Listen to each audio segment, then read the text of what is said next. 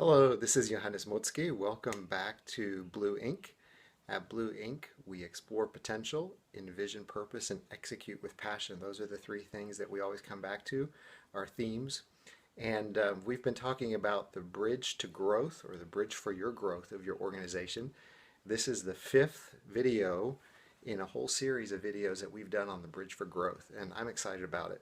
This is probably the last one. There may be some other things that we build on it, so can't extend the metaphor too far, but really want to bring this one home to you. And if you haven't seen the other videos, we're not going to explain everything here again and lay out the foundational work, but I really encourage you to go back. In the video, we explain the framework. We go through some of the classical dysfunctions. I got some really good feedback from you. Very interesting to hear what you have to say on that. We talk about examples that bring it to life, so we really flesh it out.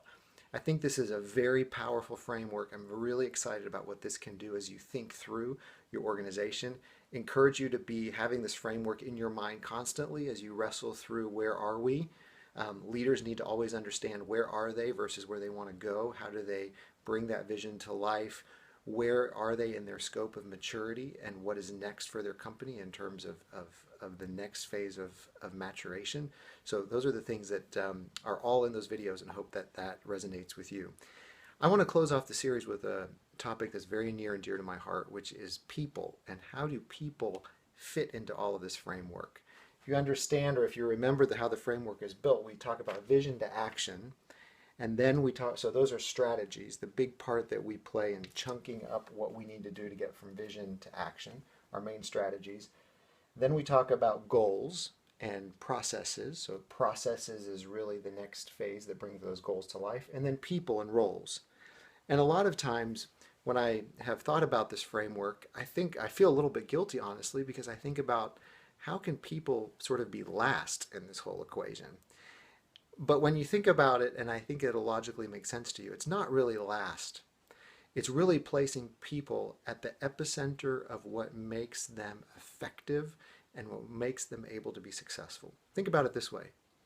You wouldn't say, or I don't think a normal couple would say, why don't we just go and we're expecting a baby, we'll have the baby, then we'll come home and arrange everything in the home around that afterwards. We'll prepare the nursery. We haven't really thought about diapers, or we haven't thought about the clothes that it might need. We'll handle all of that later. No, there's some preparation, there's some thinking through how life will change, there's some thinking through about how we're going to adjust our work schedules. All of those goals, processes, all of that is done well before the baby arrives, at least in most cases.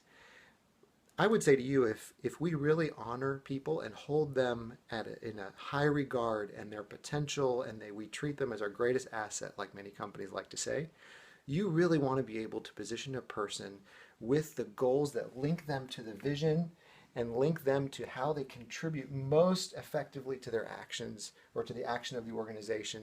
You'll want to put them in a process that makes sense for them, where they can tie in their actions to the objectives that they have. All of that brings a person's potential to life.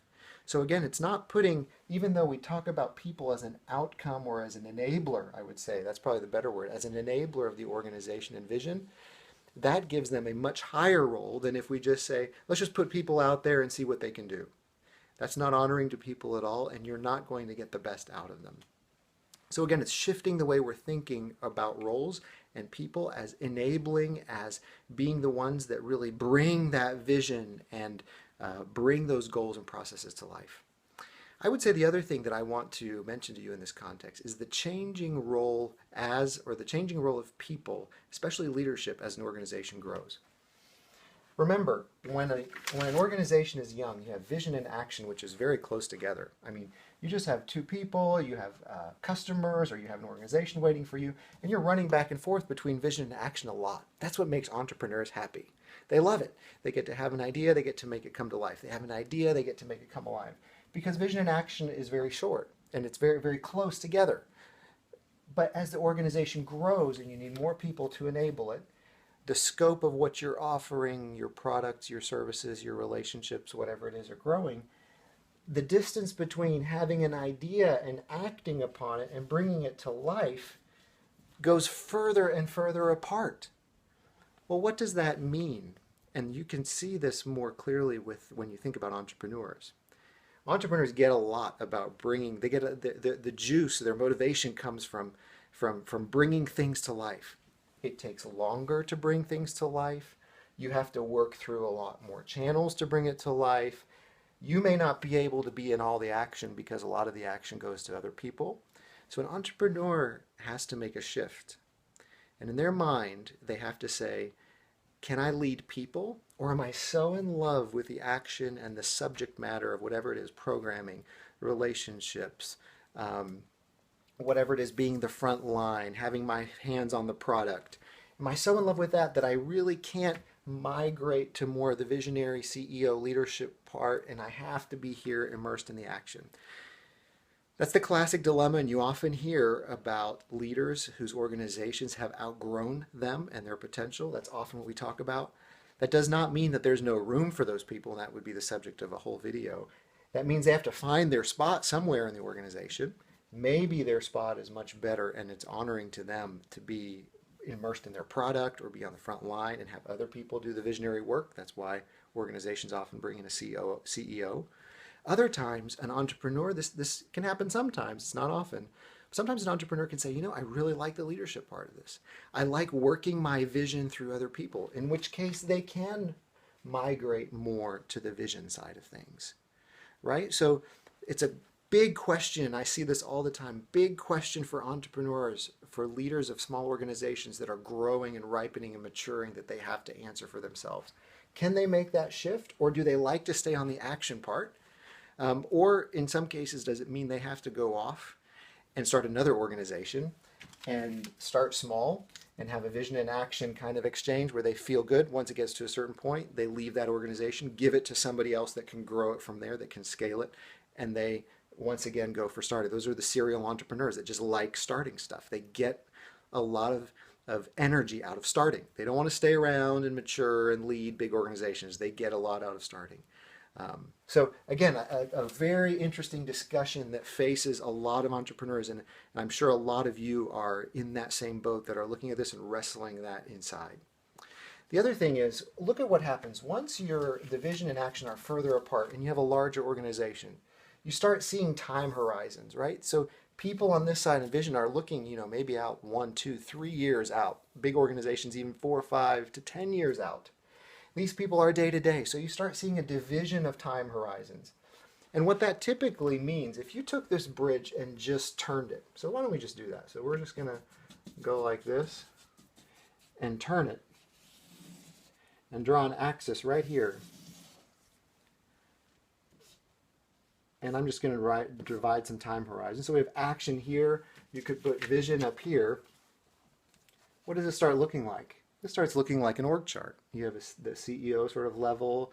You have middle management here. You have front line. Could be sales. Could be customer service. The workers that are engaging with the customers here. So basically, if you take the bridge for growth and turn it into a tower, you start having sort of an organizational chart with sort of a bigger span of time here going all the way towards action here. So as you think about vision to action, think about it in terms of segments of time. People migrate more towards some people migrate more to the vision, big picture planning part. They like to see the big picture. Others need to get a lot of energy out of acting, out of bringing things to life. That's totally okay. That's why we have different kinds of people that work well in different kinds of organizations or in different parts of the organization.